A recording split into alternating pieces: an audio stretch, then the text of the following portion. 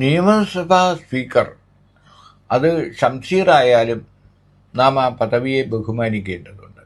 കാരണം ലോക്സഭാ സ്പീക്കർ ഓം ബിർള ആയാലും നമ്മുടെ സ്പീക്കർ ഷംസീറായാലും എല്ലാം ബഹുമാനം അർഹിക്കുന്ന പദവിയിലിരിക്കുന്നവരാണ്. അപ്പോൾ അദ്ദേഹം വന്ദേ ഭാരത് ട്രെയിനിൽ സഞ്ചരിച്ചപ്പോൾ ടിക്കറ്റ് എക്സാമിനർ മോശമായി പെരുമാറി എന്നാണ് പരാതി.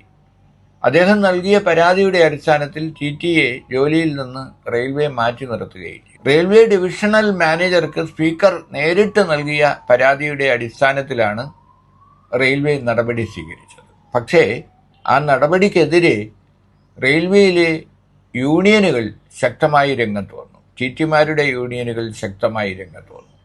അവർ പ്രതിഷേധിച്ചതോടെ ആ ദിവസം ഈ കഴിഞ്ഞ വെള്ളിയാഴ്ച സ്പീക്കർ എക്സിക്യൂട്ടീവ് ക്ലാസ്സിൽ സഞ്ചരിച്ചുകൊണ്ടിരിക്കുമ്പോൾ എക്സിക്യൂട്ടീവ് ചെയർ കാറിലായിരുന്നു സ്പീക്കറുടെ യാത്ര.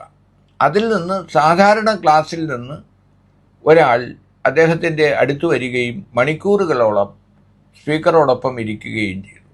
അപ്പോൾ വണ്ടി കാസർഗോഡ് നിന്ന് പുറപ്പെട്ട് കോട്ടയത്തെത്തിയപ്പോഴും ആ നില തുടർന്നപ്പോഴാണ് ടി എക്സിക്യൂട്ടീവ് ക്ലാസ്സിലേക്കുള്ള ടിക്കറ്റ് എടുക്കണം എന്ന് ആ യാത്രക്കാരനോട് ആവശ്യപ്പെട്ടത്.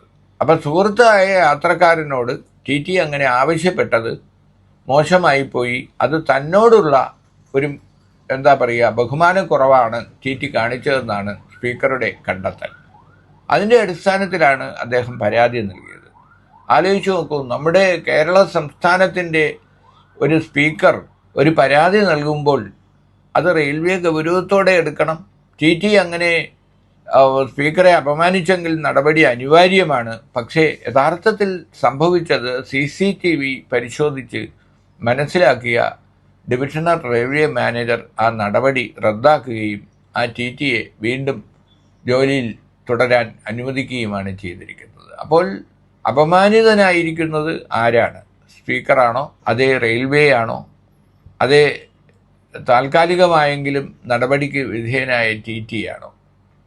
നാം ഈ സ്പീക്കറായാലും മന്ത്രിയായാലും അതുപോലുള്ള ഉന്നത പദവിയിലിരിക്കുന്നവർ ബഹുമാനം ചോദിച്ചു വാങ്ങേണ്ട ഒന്നല്ല. അത് അവരുടെ പെരുമാറ്റം കൊണ്ട് തന്നെ ആളുകൾ അറിഞ്ഞ് നൽകേണ്ട ഒന്നാണ്. കാരണം ബഹുമാനം പിടിച്ചു വാങ്ങേണ്ട ഒരു സാധനമല്ല.